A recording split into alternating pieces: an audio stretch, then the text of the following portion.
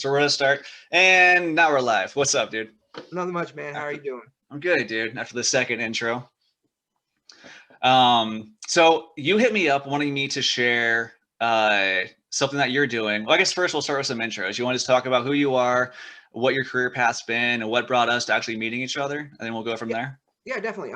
My name's Ron Moore. I'm actually a former paramedic. I was a 7-year paramedic and a 5-year veteran of the United States Air Force. I was medic for 2 years, and I was part of the Honor Guard for 3. We crossed paths actually at Lake EMS, and I know that you have the podcast, and you talk about the PTSD, and that's ultimately why I reached out to you, because I am going to be doing something pretty big for PTSD. Yeah, I didn't get a chance to really dig into it because you sent me that message, and I kind of looked into it a little bit. But I mean, like just the title alone, I'm like, you know what, dude, just come on the podcast and talk about it. Yeah. So I actually am going to, this is actually going to be the first time announcing this actually for Ooh, I you. feel honored. We're actually doing the main event for me. Why I called it C2C for PTSD is because PTSD is out there. And unfortunately, there's so many people that have to suffer in silence just because if they seek treatment, they almost have to seek ramifications for treatment.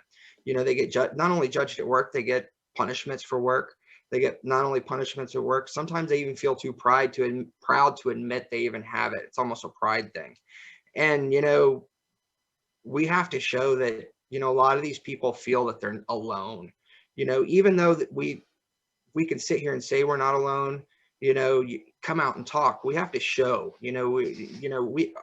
our words are, it's kind of like, thank you, oh, thank you for what you do. Really, let's show, instead of just showing words, let's do something about it. Right. So I actually came up with something called C2C for PTSD. So what I want to do is I actually want to raise awareness across the country.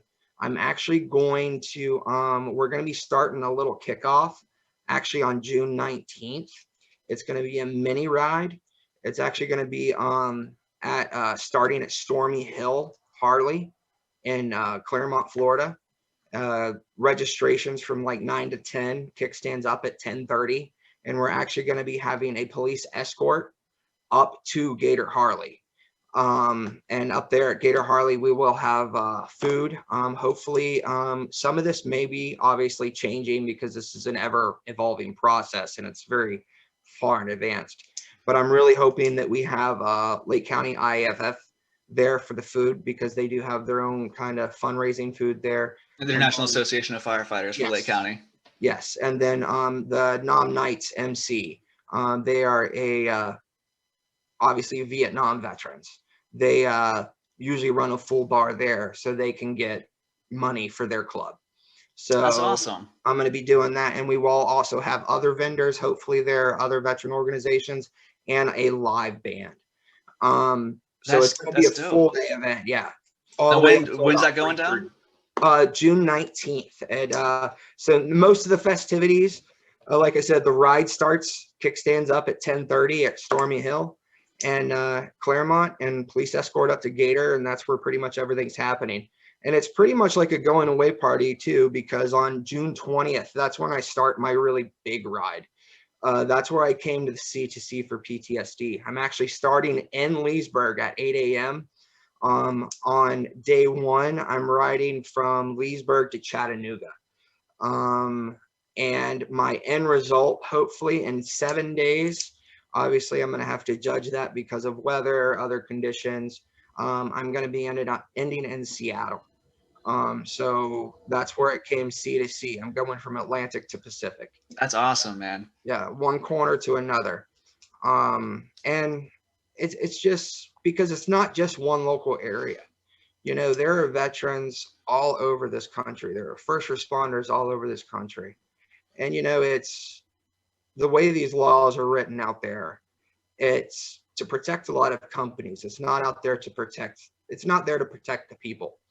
And that's who we need to start focusing on. We need to start focusing on these people that put their lives on the line.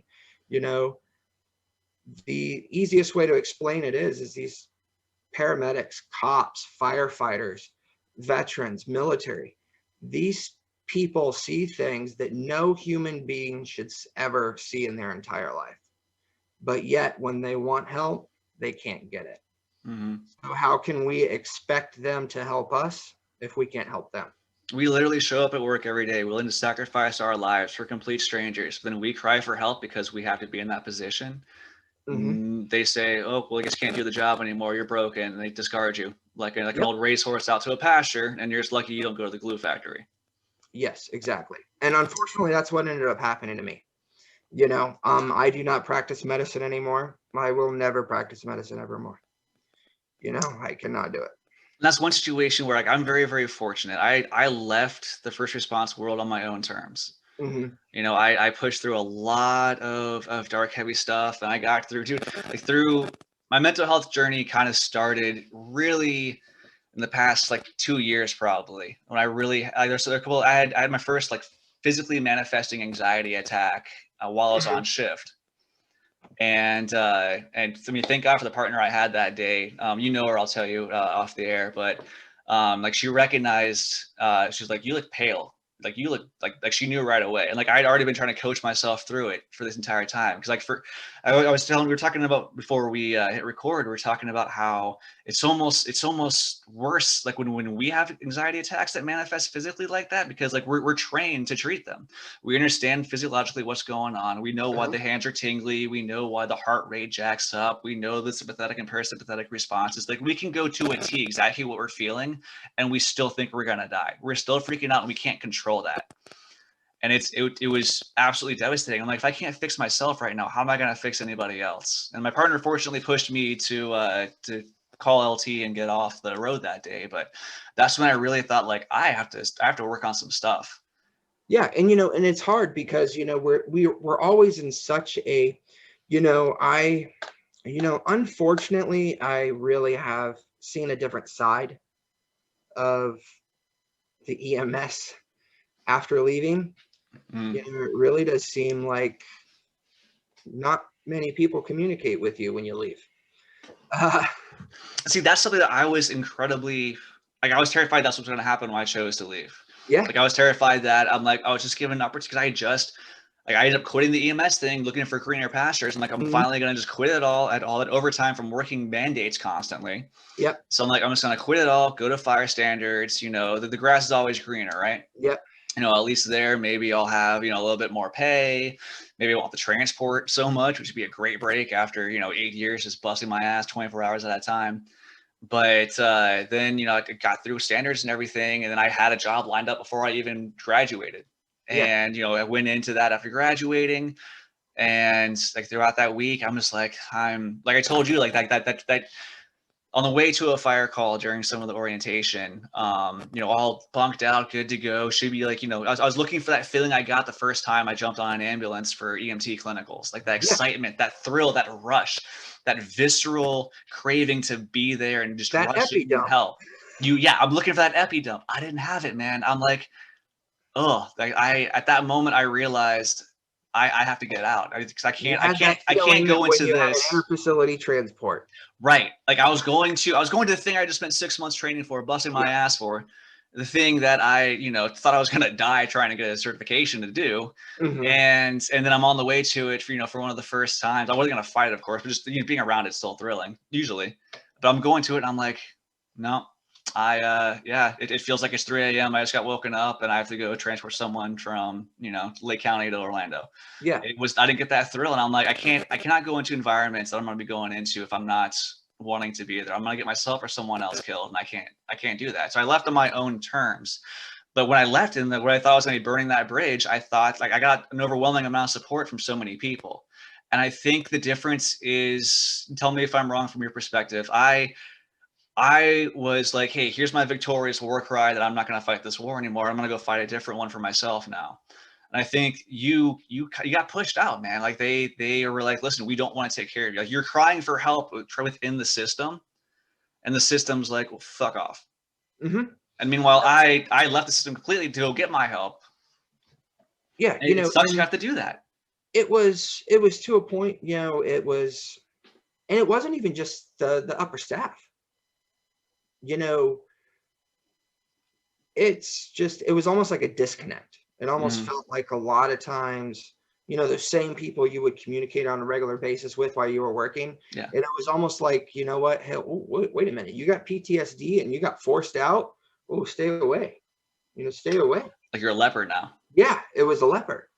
And, it was, and unfortunately, yeah, that's when you need those people, especially the way that happened.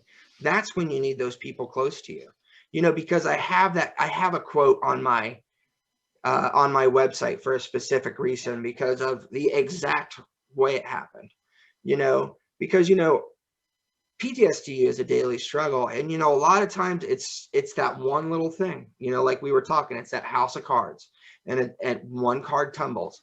It says, here is a guy who is trying to have all their crap together, keep their head straight, but is just short of falling apart inside. It is just takes that one thing. And, the way and that's what I want to change, the way certain employers handle things, you know, the way certain employers handle things, they only intensify matters. They don't Mhm. see it coming from a perspective of somebody, hey, you know what? I suffer from PTSD. What can I do to help you? Let me these, you know what? Hey, you're a veteran.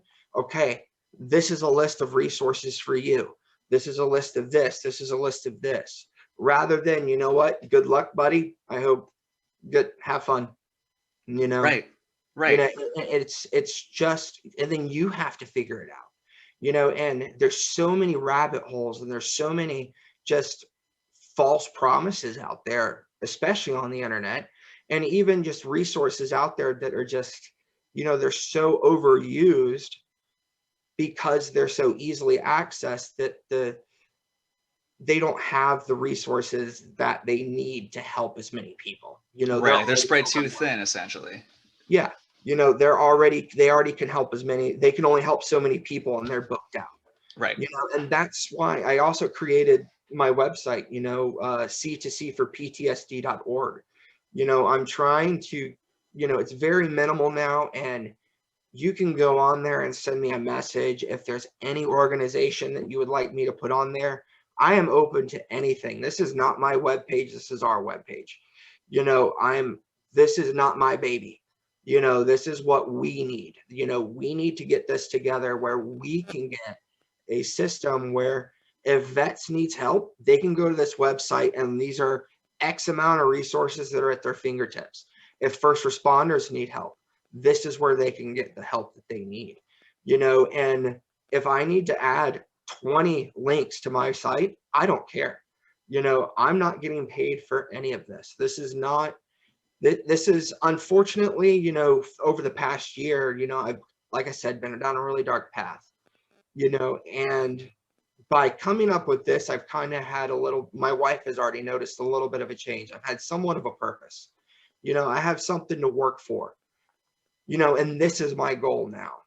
I want change, ultimately at the state and federal level, Mhm. but, we have to think small at this point. I've got the tattoo, I got your six on me for a reason. You know, right now, yeah, it's going to be hard we've got a lot bigger problem. We have a lot of big problems, and it's going to be really hard for us to make changes. We can try, but it's going to be hard. But we can always take care of each other. That's the Absolutely. number one goal. If we have someone that isn't taken care of, if we don't like the way something's being done, we can take care of ourselves. We Yep. don't need the government to take care of us. We can take care of ourselves. Right. Get that community involvement. Well, especially, I mean, like what you said, it's so important is having basically the camaraderie and understanding. Oh, hey, like you're going through that too. Oh, I've been in that hole as well, and I may not be able to pull you out of this one, but I can jump in with you for a while until we figure it out. Yeah, There's so exactly. much. I mean, it's stuff like you and I, like for instance, like we're on very, very similar paths between all the PTSD you've worked with and literally working on the same boxes together, to the point now where it's like, okay, well, now what do we do now that we're not in it? It's Mhm. well, we've both found ways to channel that energy into mental health and helping out our brothers and our sisters and anyone who's going through some of the same stuff. 'Cause I mean, you and I can describe our anxiety attacks the exact same as my accountant friend that has anxiety attacks. Like, it's not exclusive to veterans and first responders. Now, of Yep. course, we have our own set of issues that don't get addressed, and I think we really are. I mean, if you look at first responders and you see that, you know, most of us die from killing ourselves, not from the actual job, that's a discussion we need to focus on. Oh yeah, and that's what, I brought that up to the county. I actually said, at the end, I said, the way you treated me, you're lucky I had a support system. I said, because 22 veterans a day kill themselves. We lost more first responders to suicide than we did in the line of duty. So what kind of percentage am I at? Right. And look how many first responders are previous military. Because that's what they get back into it, because they miss that structure, or Mm. that's just, they miss that camaraderie. Yeah, it's very paramilitary. It's very Yeah. structured like that, and and you get that same like I mean, the brotherhoods around firehouses and like the Hmm. friends and the sisters, like it's family. Exactly. And if there's any break in that, it's, we need to take care of each other, because if we Hmm. don't, it's, no one else is going to take care of us but us. Right. And the only thing I can say though is when I talk to somebody about PTSD, I'll actually tell them, I say, hey, I got PTSD. I can understand I may not have exactly what you're going through, know exactly what you're going through, but I can understand. What can I do to help? Yeah. You know, because I think that's the big misconception is, everyone puts this big umbrella on PTSD of this is what it is, but it's really not. Me and you are going to react completely different. Mhm. Like, I'll have my good days, I'll have my bad days, and your triggers are different than my triggers. Your anxiety attacks are going to be somewhat a little bit frequent. Your symptoms are going to come on a little bit more different. We're all different, but yet they try to incorporate it under one umbrella, and it's just like it's a straight line, but it's not. Right. They're trying to do a one size fits all solution to a problem that is caused by a multitude of factors. You can never consider everyone. Like, you're never going to get everyone in that treatment umbrella.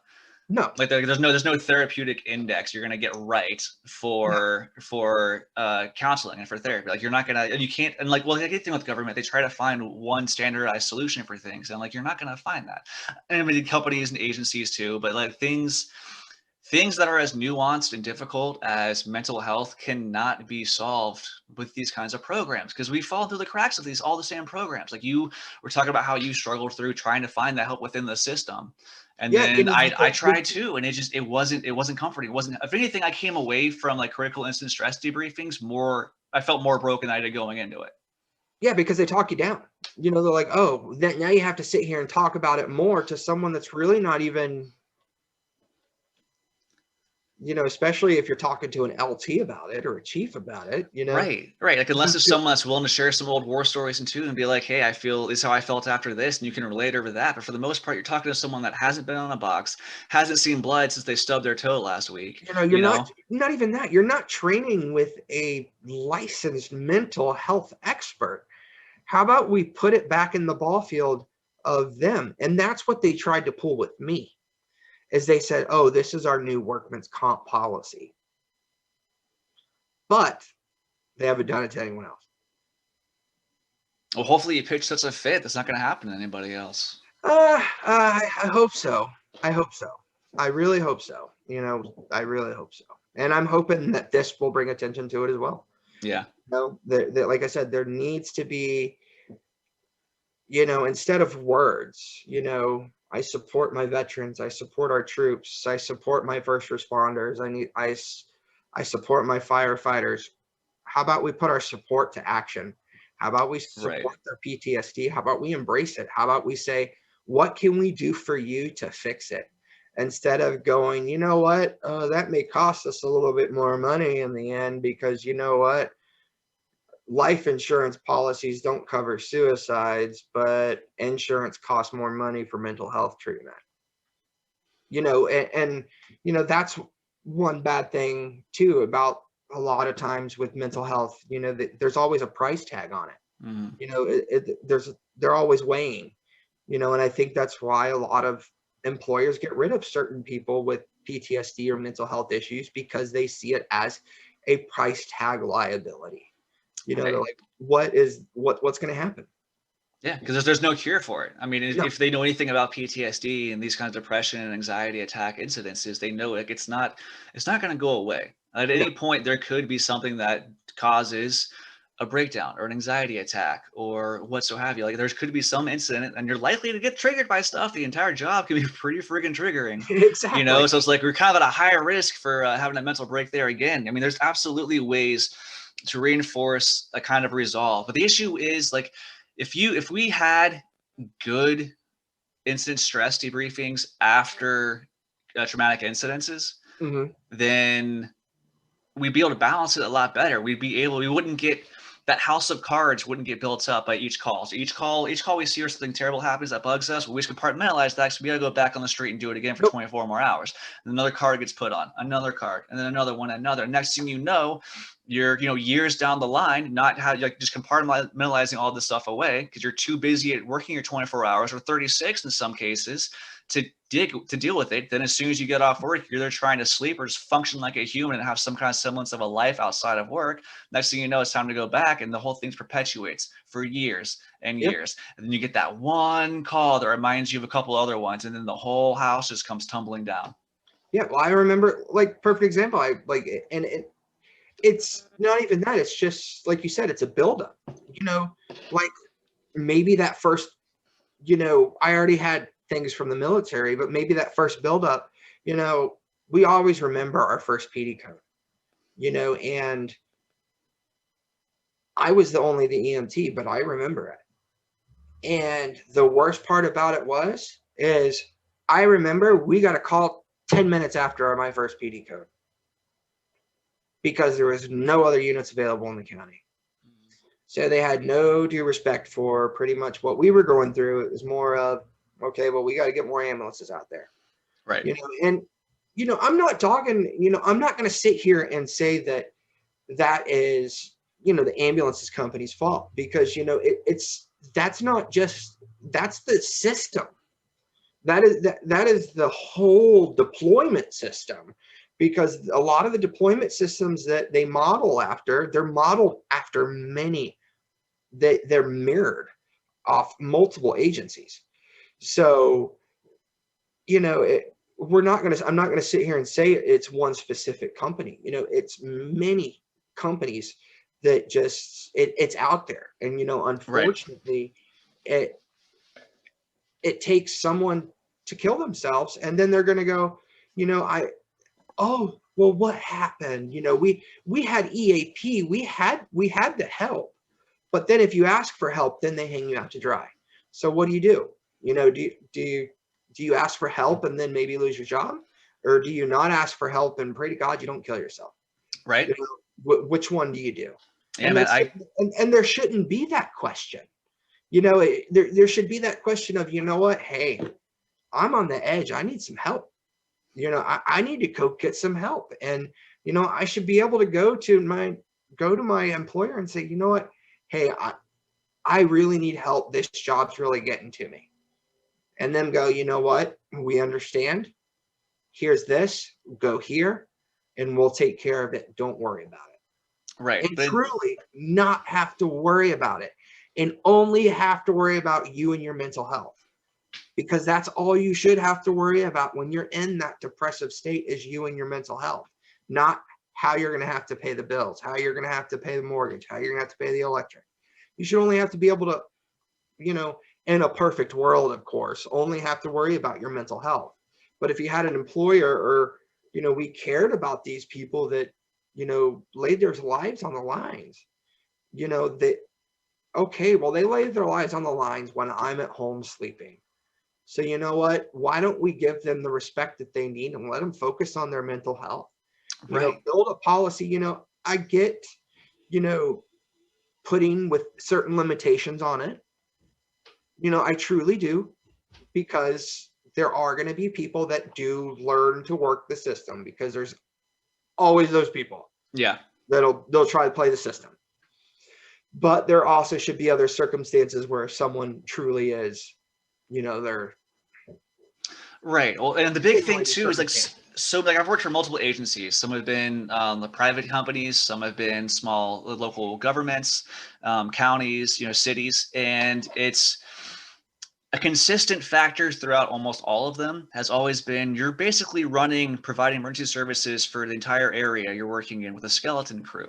You Mhm. don't have a lot of redundancies in your staffing. If you lose a unit, if unit goes out of service, whether it's mechanical or someone gets injured, then the entire area is working almost twice as hard because you're already running with barely enough to maintain calls in the first place. Yep. So it's like when it comes down to public support, like saying thanks for your service, saying the pizza party is really nice. Like we appreciate all of that for sure. But if you want to really make a difference in our days and our lives, then vote for county commissioners, for city employees, for mayors. Vote for the people that have our backs, who are going to be willing to say, hey, listen, we're going to spend a little bit more of your money to make sure that those that show up when you're dying don't want to kill themselves the entire time. Hmm. Vote. They can, they can take care of themselves. They can not only they can work normal hours and go home and take care and spend time with their family. That will help with mental health. Yeah. Know that, if they have a bad call, they can go home because they don't have to worry, about another person have to work their shift. That's the You big know, thing too, because I would feel guilty if I wanted yeah, if I wanted to I take would any have that. time off. I would Mhm. feel guilty because if I take any time off, then I know my brothers and my sisters are out there busting their ass twice as Yeah, hard, and it's getting worse for them. So we all exactly. suffer in silence together, going through the exact same thing. But we know if any of one of us tries to take some time off and help ourselves, it's hurting one of our brothers and sisters. Hmm. That's the climate we've worked in. That's the climate that is built around first And responders in the United States. and it had to get to that whole attitude of screw it. As I was like, screw it. It got to the cutthroat world of Right. screw it. I got to take care of myself. I don't care about y'all. Yeah. I got to take care of myself. And it should have never gotten to that way. No. It should have always been, hey guys, I'm sorry, or, hey, Tendall, you're going on vacation. Good for you. Have fun. Not Tendall, you're going on vacation. Shit. Yeah, because then you're thinking Oh, like, you're gone oh, we're for gonna a be down week. a medic. How I'm long? going to have That's to so many wait for shifts. coverage. It shouldn't have to be that way. It should just be you know what, good for you, have fun. Right. And it's just, it's that guilt, and like you said, it just snowballs onto that too. Hmm. You can't take time for you, and then you burn out even quicker, and Yeah. then the burnout happens, then the PTSD kicks in. If you already have a burnt out brain, and issues with PTSD are easier to get into. And I think that's why it is a little bit more prevalent in veterans and first responders, because we are put into a lot more stressful situations. And like I said, we do see things that no other human being should see, but they imprint a lot easier because we're already kind of damaged. We have to be damaged to be in this line of work. We have to get so abrasive and so numb to emotion that when you get that raw emotion, how can you convey that to your brain? Okay, well, then next thing you know, oh, wait a minute. Now I'm conveying that as raw emotion. Wait a minute. Now, okay, now it's not raw emotion. What's going on? Right. We get so, I mean, our entire training is and necessarily so. Our entire training is built around helping us be able to cope with chaos and be the eye of that hurricane, bring calm to chaos. So you have to be able to remove Hmm. emotional aspects from your evaluation of a situation. So if we show up on a car accident scene, there's multiple vehicles, you got a kid crying, and then you've got someone else not moving with a bleeding leg. There's so much you need to triage. So of course, we're going to naturally want to go towards that kid. But wait, the kid's crying. Look at it. Okay, kid's crying. Well, that's a good thing. We got a good airway intact. Okay, Yeah. cool. They're moving air. All right, so maybe not so far on the triage list, but you have to be able to separate yourself and think clinically. And it's hard because so many of us are empathetic by nature. That's why we got into medicine in the Hmm. first place, or whether we wanted to be service members, we wanted to serve our country, whatever it is, we have some kind of loyalty and empathy for our fellow man. and woman and whatever else you identify as these days. We, our fellow human, we love them to some extent. We're willing to sacrifice ourselves for them. Hmm. And seeing them broken breaks our hearts. We want to fix it. But then we're broken. And we pour from an empty cup and you never get a chance to refill it. Because if we take a break and try to refill it, we're just draining from our comrades' cups, Hmm. you know? You And know, when you feel guilty, then you feel bad for being broken in the first place. So you feel like you're weak and you can't handle the job. Then you don't feel like you're useful anymore. And especially for men, if we don't feel useful, we are desolate. Like, what else are Mhm. we gonna do? What's like our meaning, our value comes from what we can provide, whether it be money, uh, protection, safety, food, whatever it is. Mhm. We're providers. If we can't provide, we have no meaning. And on top of us Yeah, not being able to provide, we got to step away from the job for a little bit. If we're hurting other people that we love at the same time by making them like, you feel so guilty for being this way. I speak to another first responder on a very frequent basis, and he's always, and I had to agree with one of his what he told me, you know, and I think that relates to our mental health as well, because we are always told, never bring your homework home to work, you know, but unknowingly we always brought our work home with us because we either had like I have a spouse that she can only hear so much because she's not in medical, you know and not only that, it's that at home we're so used to chaos and trying to control chaos that we create chaos in our own life because that's what we're so used to. We're so used to chaos that we need to try to control it both on and off duty. Yep. So Dude, to this day, I actively procrastinate on stuff just so I can get some kind of feeling of that crunch, of that time crunch where I have to like be quick and evaluate stuff. But there is, as much as I don't want anyone who's not in having experiences that we've had with our careers to think that we regret ever having the job. It's all doom and gloom. It's like, no, like the best highs you will ever experience as a human are when you just had an impact on someone else still being alive. mhm. There's nothing better. And I wouldn't take it back. I wouldn't take back any of it. I would No, do it. there I are would do it all again. I would do it a little bit differently in some cases, but I would not. yes. I would step back on that ambulance every goddamn time. No doubt in my mind. But that's why we talk about this now, because I want other people and future generations of first responders to be able to go forward. I want them to have those same experiences. I want them to find that fulfillment that we were finding for a while. And I don't want them to have the downside of it. I want them to have. I don't want them to need to go onto a podcast and talk about how broken we are and how much we want to help each other up because we don't feel like we No, were able to hack it. they should be able to have their careers because there should be ongoing mental health treatment. It shouldn't be up to, it to a point, it really shouldn't be up to the employee. It should be up to the employer. You know, I know they give you insurance and all this kind of stuff, but if you have these incidents, you need to recommend them. They need to get seen, not just the incident debrief. Hey, how you doing? Mm. No, you need to take an evaluation of the call and you go, no, that was a pretty messed up call. I think you need to get seen. And worst case scenario, you take someone out of work for a day. They go to a therapist or they go to a clinician, and the clinician goes, you know what? We talked about it. You know what? I think they're good to work, but we just need to follow up with a couple Right. after therapy sessions, and I think we'll be good to go. Okay, you took action, because sometimes it is that first step. It's just like an addict, as bad as it sounds, it's just like an addict. It's always that first step of admitting that you have a problem. We never want to admit that we have this problem. It's and a lot of times we're completely unaware we have these issues. It, for me, when we're having the anxiety attack, obviously it's aware. When I'm waking up gasping for air because I'm having a major nightmare and freaking out, yeah, I understand I'm having it. But when your kids are saying, hey, you're being a jerk all the time because you're so irritable, because you're getting 2 to 3 hours of sleep a night for years, just because you can't sleep because you're afraid of the nightmares. But then you want to sleep, but you can't sleep.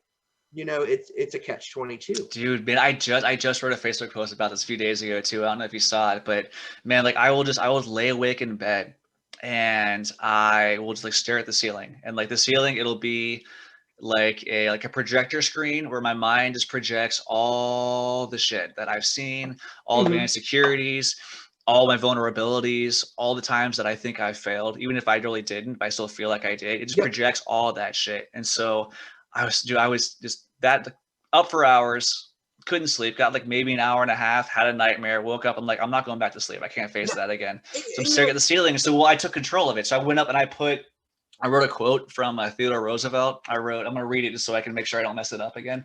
But courage is not having the strength to go on. It is going on when you don't have the strength. And I'm like, man, that is it, because we're constantly tired, dude. We're mhm. constantly tired. We never feel equipped to go into some of this stuff. No, you We know, we don't get the sleep. We don't have the energy for it. We don't have the motivation for it. Like dude, there's been like months at a time where if I went through a day and didn't want to kill myself, man, that was a happy day. hey, if I go through and only think of it like 3 or 4 times, is a good day for me. Right? You know, but The it's bar's not terribly high.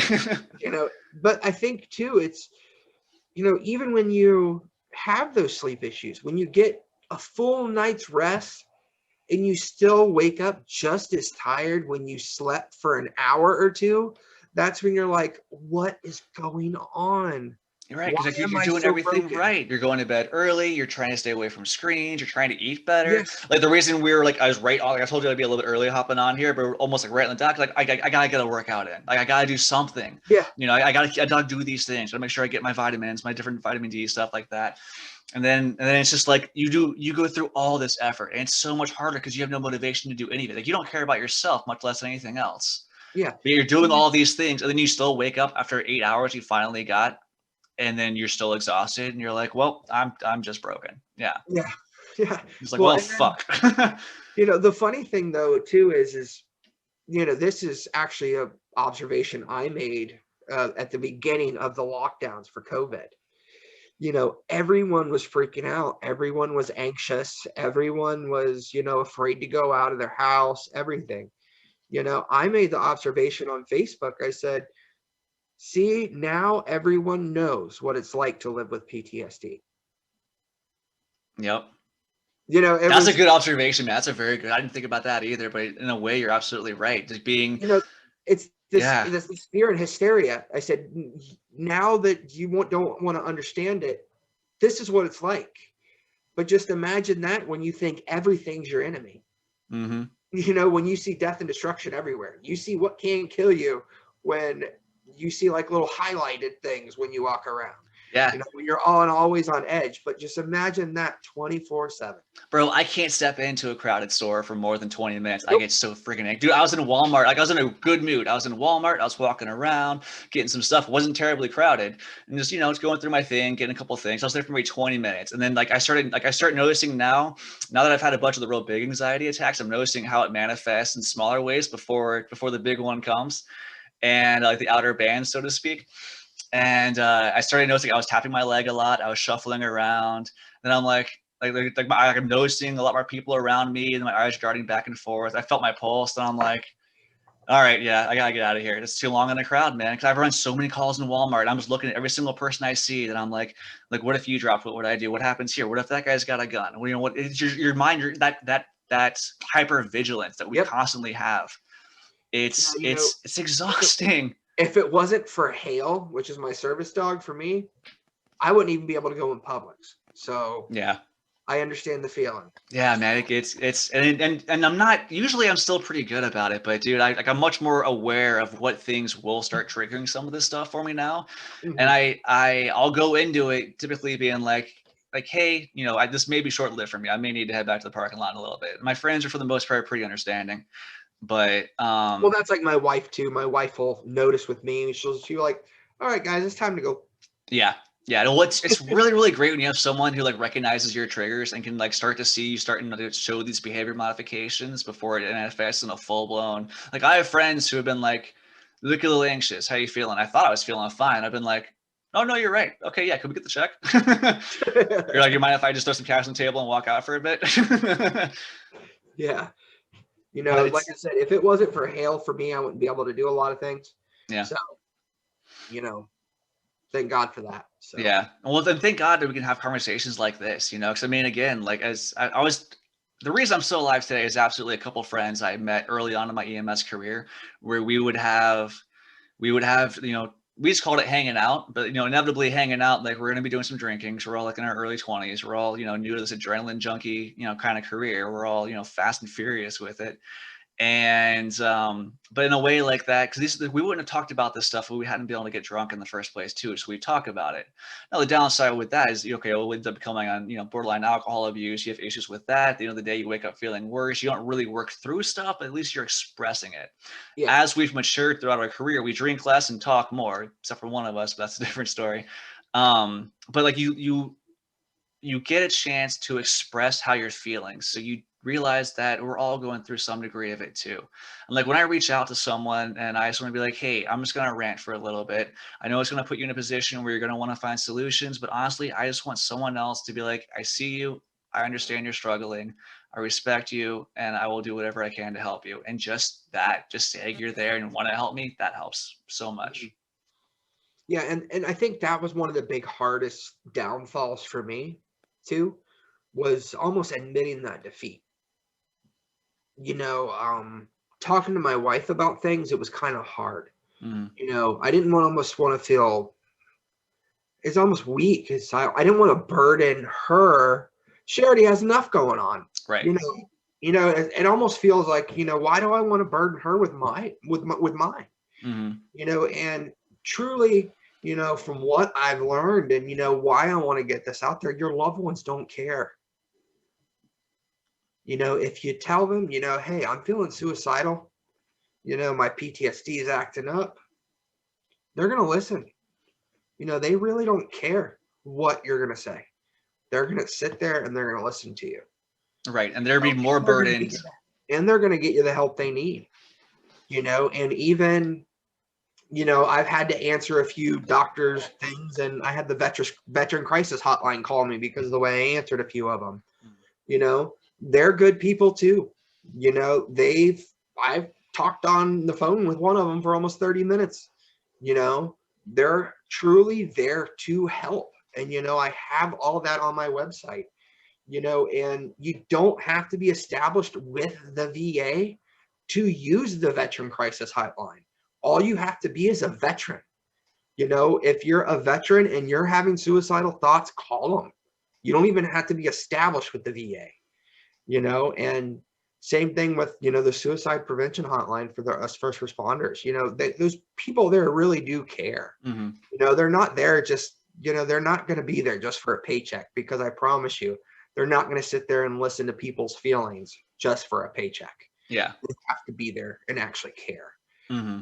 And those organizations out there that truly do care, like One Team, One Fight, the one that I'm doing this awareness ride for, I'm actually not getting any money for this. This is that I'm not touching any money. Any money that is earned is going directly to One Team, One Fight, which is actually based right here in Umatilla, which is actually a local organization here for PTSD that helps with like equine therapy for veterans, and gives veterans some extra like scholarships and stuff for like different trainings, and they put on the veteran festival, and they help out a lot with local veterans. So I Hmm. wanted to keep everything locally. And and I've talked to Keith Totem, and he's I've been talking to him off and on for many years, by dealing motorcycle events. And over just the past 6 months, I've talked to him a lot because of what's been going on, and I really connected really deep to him at the last Vet Fest, where they did the moving global wear on terrorism walk, and it was phenomenal. And, that's why I just wanted to do this for him, and his organization, because, there's so many of them out there big, you don't know where the money goes. Hmm. That's why I want to keep it small, keep it where we know where it's at, keep it local, and like I said, hail, we have this organization out there, Positive Action. They're located in St. Cloud. They actually help with service dogs for veterans and first responders. That's awesome. So they do like they do sponsorships, and they also have other programs as well. But they do it for first responders and veterans. So there's programs out there. It's just that I was able to get in touch with some of these because of my therapist and because of Keith.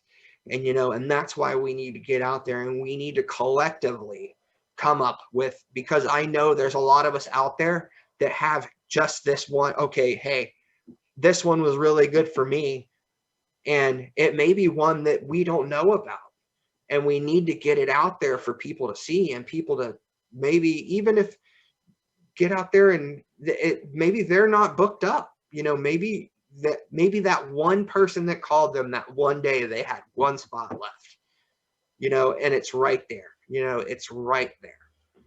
That's why we collectively need to get together and do this site. Like I said, this isn't my site, this is our site. Dude, plug that site. So any of the resources you're talking about here, I'm going to put the phone numbers and all the links in the description for this when this is going to air on Thursday. Okay. But yeah, so make sure that you after we get off here, give me all that stuff. But go ahead and plug everything right now, because I think that's so important. Okay. Once again, the site is www.c2c4ptsd.org. And that's going to be for everything. For, you can keep track of my awareness ride. You can get direct link to the Facebook, Instagram, all that kind of stuff. I'm kind of tweaking all that. But like I said, you can keep track with everything. And like I said, you can message me on there as well, or even message me through Facebook, so we can add anything to the veteran or the first responder for PTSD resources. Like I said, the June 19th, we do have that the mini C2C ride from Stormy Hill in Claremont. Kickstands up at 10:30, registration 9 to 10. And we are going to be escorted by PD to Gator Harley for live music, food by Lake County IFF, hopefully, and Knob Nights full bar, and live band. And then we're kicking off the 20th for my full ride C2C, for me to leave from Leesburg on my way out to Seattle. I'm leaving there at 8 a.m. and my first stop will be in Chattanooga. Dude, that's awesome, man. I can't wait. I'm not going to do the ride with you. I've got one of my triggers is motorcycles. I got in a gnarly accident when I was 20, but man, I still love being around it. I still love the culture built around it. So absolutely, I'm going to do my absolute best to be there for the send off and the big event before that too. So absolutely. I mean, I fucking love what you're doing, man. Like, I love that we're in a place now where, yeah, we need to talk about it more, but we're in a phase where, like, you got two, I mean, hairy masculine dudes sitting here being like, hey, I get sad and cry sometimes. Sometimes I want to wake up when I go to bed. Like, these are conversations that we need to have. There needs to be no more of this taboo where you're not strong if you talk about how fucked up you feel. Oh no, I cry all the time. I'm a big baby. It's especially when it comes to my PTSD. I'm very emotional when it comes to that.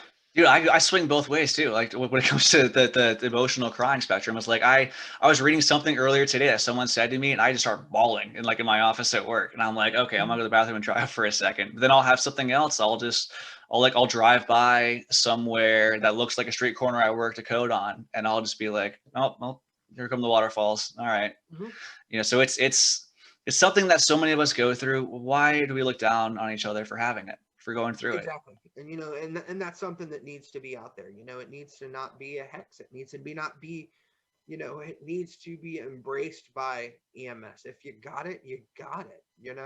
It needs to be something. If you got it, it's a normal. It needs to be a new normal. Unfortunately, it is a new normal. And the new normal needs to be treatment. And right. it's not okay, let's forget about it, because that's not normal. Right. You can only forget, it's a perfect example about history. If you forget history, you cannot go on to the future. If you forgot where you came from, you're going to make the same mistakes. If you forget about the PTSD, you're going to have someone kill yourself, and then you're going to wonder what happened. What could we have done? And what you could have done is you could help that person. Mm-hmm. You can't ignore the demons. You got to fight them. There's only one way to do it. If you don't face that wave head on, then you're going to capsize, and you're not in a canoe by yourself. You got a full crew there with you. You just have to know they're there. Like, I was talking to someone earlier today. It's like, buddy checks, like random friends reaching out now and then. Cause like when you're in that pit of despair, like you don't want to talk to anybody. You just want to No. sit in your room. You just want to sob. You just want to feel useless and self-loathe. But if it's someone reaching out to you being like, hey, how you doing? Just that alone, the fact that they would just care enough to say, hey, I take a time out of their day for you and you're having that moment, man, that's absolutely saved my life too.